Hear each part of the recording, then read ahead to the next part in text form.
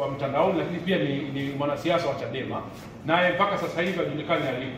Taarifa za awali zinasema waliokwenda kumchukua walitambulisha kama jeshi la polisi, lakini tumeona kauli ya polisi, nadhani wote mmeona pia, ni kama wamesema wao hawana taarifa na za popote pale alipo Mdude Nyangali. Sisi wito wetu kwanza, tunalaani vitendo kama hivyo vyote vya kuchukua watu na kuvamia na kuwaumiza Watanzania wenye maoni mbadala.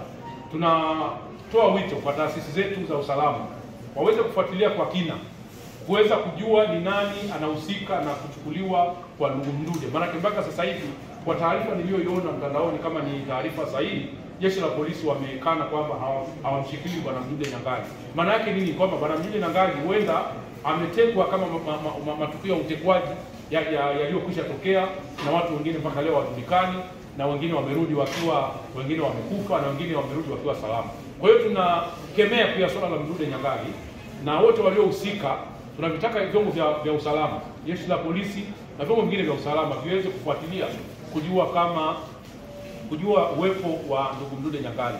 Na kama Mdude Nyangali anaonekana kuna jambo lolote alilofanya kwa mujibu wa sheria, tunashauri sana taratibu za sheria za kukamataji, za kuchukua watu zizingatiwe. Wote tunafahamu kabisa kwamba kuna mifumo ya kisheria. Kama kuna mtu anaonekana amefanya makosa ya kisheria, basi ni vyema taratibu za kisheria zikafuatwa. Tulipende taifa letu, tuwe wazalendo na taifa letu, kwa sababu mambo tunayoyapanda leo yanajenga chuki miongoni mwa Watanzania, yanakwenda kuvunja msingi wa umoja na mshikamano katika taifa letu. Rais Samia amekuwa ni muumini wa 4R, maana yake umoja, mshikamano pamoja na maboresho.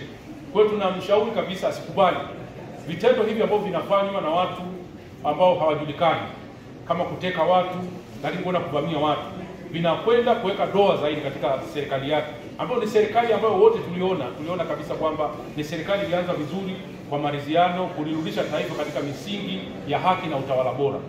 Nadhani sio vyema tukaenda kwenye uchaguzi tukiwa na mazingira kama haya. Kwa hiyo tunakemea vitendo kama hivi na kuvitaka vyombo vya usalama wachukue hatua, lakini jambo la msingi, viongozi wa serikali watoke kukemea mambo kama haya. Tumeona swala la Fadha Kitile, wadau mbalimbali wametoka wamekemea, ikiwemo Chama cha Mapinduzi, lakini tunasikitika kuona kwamba taasisi za serikali ambazo zina dhamana ya usalama wa wananchi mpaka sasa hivi bado ziko kimya. Tunashauri kabisa vyombo vyenye mamlaka ya kulinda usalama wa raia wajaribu kuwajibika.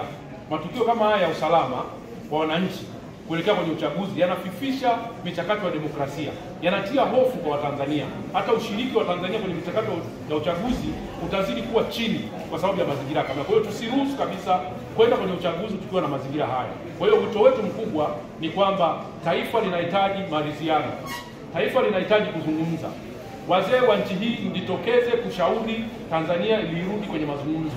Tuna wazee wastaafu, tuna wazee wa nchi wengi, ni muda wao mwafaka sasa hivi wakatoka wakaona namna gani wanaweza kulisaidia taifa tukarudi kwenye meza ya mazungumzo. Napenda kusema kwamba mafunzo yetu ya leo yameahirishwa hadi wakati mwingine tena tutakapokuwa na fursa kama hii.